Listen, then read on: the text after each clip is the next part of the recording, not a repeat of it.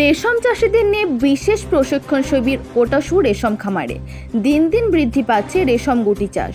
অনেকেই এই রেশম চাষ করে সফলতার দৃষ্টান্ত স্থাপন করছে জেলায়। কৃষি পণ্যের মধ্যে একসময় তুঁত চাষ ছিল অন্যতম।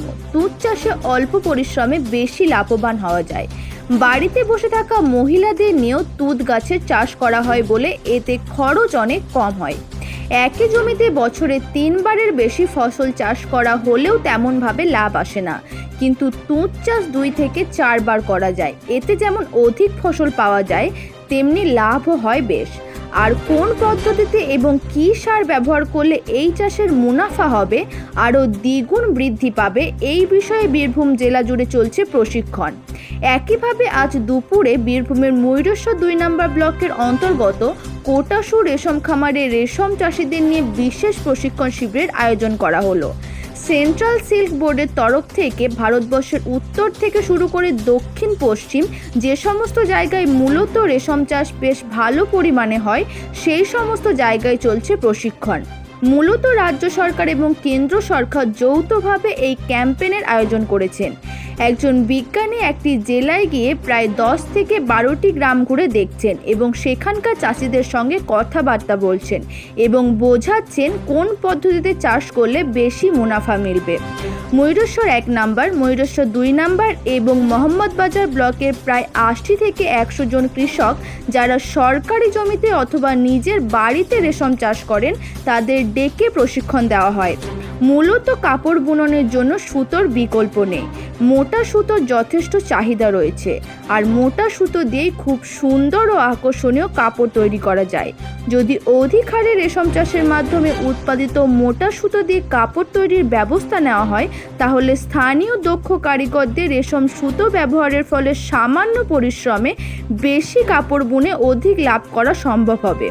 আজকের এই প্রশিক্ষণ নিয়ে কি জানালেন আধিকারিক থেকে শুরু করে রেশম চাষিরা, শুনুন। গাছ কাটানো দেখালো, আর কি কি চাষ করা হয় সেটা দেখালো, কত দূর অন্তর বসানো হয় সেটাও বললে।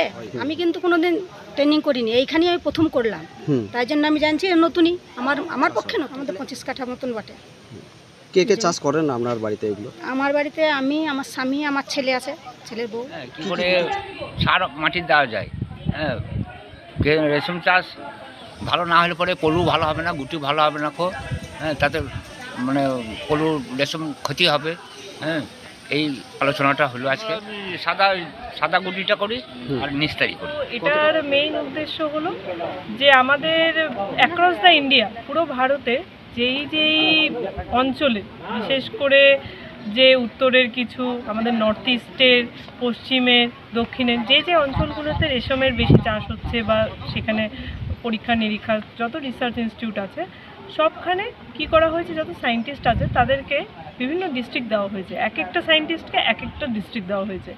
এবারে সেই সায়েন্টিস্টদের মাধ্যমে বা সেখানে আরও স্টেট ডিপার্টমেন্টেরও যারা আছেন, ডেপুটি ডাইরেক্টর হয়ে গেলেন, যেমন ওখানকার যারা অফিসার্সরা আছে তারাও সেটার মধ্যে জড়িত। মানে central government plus state government মিলে কোলাবোরেশন করে এই ক্যাম্পেইনটা করা হয়েছে, যেখানে প্রত্যেকটা ডিস্ট্রিক্টে গিয়ে আমরা ট্রাই করছি যে প্রত্যেকটা ঘরে ঘরে গিয়ে রেশম যে আমাদের চাষি বন্ধুরা আছে তাদের কাছ থেকে ফিডব্যাক নেওয়া, যে তাদের কীরকম কী সমস্যা বা তাদের কেমন কাজ চলছে, তাদের সাজেশন যে কী হতে পারে এরপরে যে সিল্ক সামগ্রা 3 আসবে, তাতে কী মানে কী স্কিমের মধ্যে আমরা দিতে পারি যাতে তাদেরও একটু সুবিধা হয়। তো এই জন্য আমরা প্রত্যেকটা রেশম বন্ধুদের কাছে বা চাষিদের কাছে গিয়ে নিজেরা চাইছি যে আমরা সেই সার্ভেটা করি। আমাদের যে এই বীরভূম ডিস্ট্রিক্টের যে আমাকে মানে দেওয়া হয়েছে দায়িত্ব অ্যাজ এ সায়েন্টিস্ট, যে আমি বীরভূম ডিস্ট্রিক্টের সার্ভে করব, তো আমি নিজে সব গ্রামে গিয়ে মোটামুটি 10-12টা গ্রামে আমি যাব। এটা আমার 5ম গ্রাম। তো এখানে এসেছি, এখানে এসে অনেক চাষি এদের সাথে আমাদের দেখা হলো, কথা হলো। মোটামুটি 70-80 জন ছিলেন। তো তাদের সবার সাথে কথা বলা হলো, তাদের কি ফিডব্যাক, তারা কিভাবে কাজ করছে, আমাদের যে নতুন টেকনোলজি, আমাদের যে মানে স্পেশালিস্ট আছে, আমাদের আজকে মালবেরি প্ল্যান্টেশন কিভাবে সার দেওয়া হবে, কতটা দেওয়া উচিত, সেই সম্পর্কে জানানোর জন্য উনি হচ্ছে স্পেশালিস্ট, ওনাকে নিয়ে আসা হয়েছে আমাদের বহরমপুর অফিস থেকে, এবং সেই নিয়ে কিছু আলোচনা করা হলো। আমাদের ফার্মার্সদের ফিডব্যাক নেওয়া হলো, ওদের সাজেশন নেওয়া হলো যে কী আর করতে পারবো আমরা, বা কী আর পরিকল্পনার মধ্যে আর কি ইনক্লুড করা যায়।